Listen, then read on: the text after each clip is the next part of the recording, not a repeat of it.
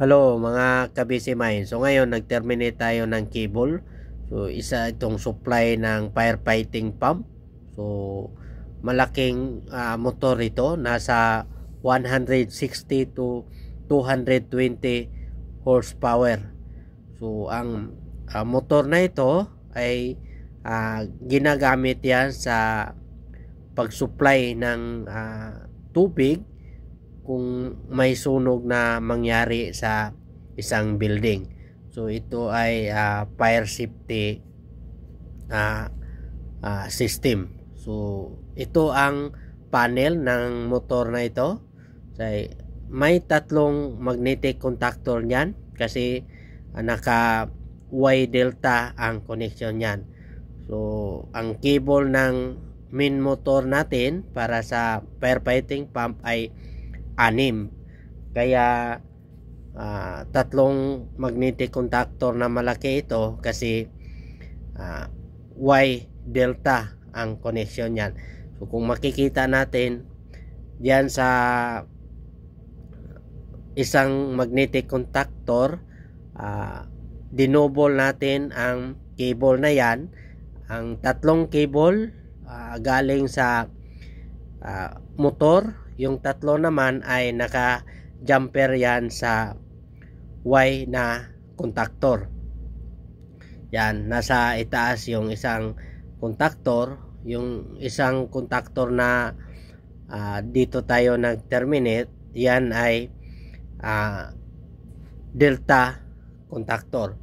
So, ang main contactor natin nasa kabila. So, ganyan ang setup sa pag wiring ng Y delta connection. So, tandaan natin ang motor na malaki, kailangan na higpitan nating todo ang mga lahat ng mga bolt niyan. Kasi kapag umaandar na yung motor, maluwag yung paghigpit natin sa bolt niya. So, posibleng mag-spark yan. Masira ang ating busbar ng magnetic contactor. Yan. So, higpitan natin ng maayos. Pagkatapos yan, i-check natin isa-isa kung lahat ay nasa tamang paghigpit.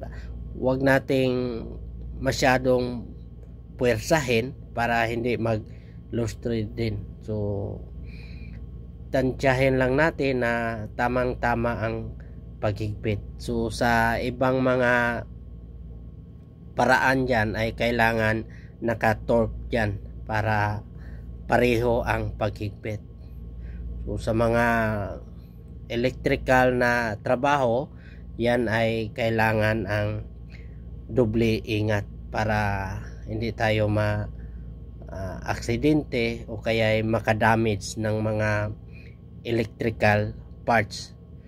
So sa ating ginagawa ngayon, so na i-terminate natin yung tatlong cable na RYB.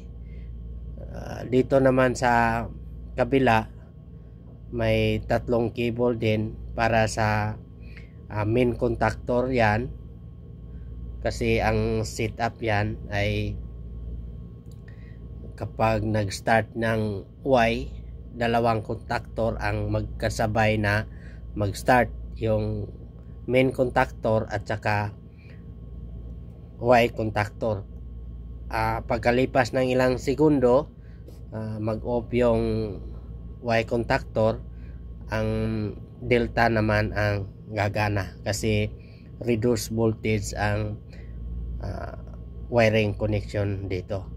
Yan. So higpitan natin din na todo lahat ng mga tornilyo na yan para hindi mag lose contact.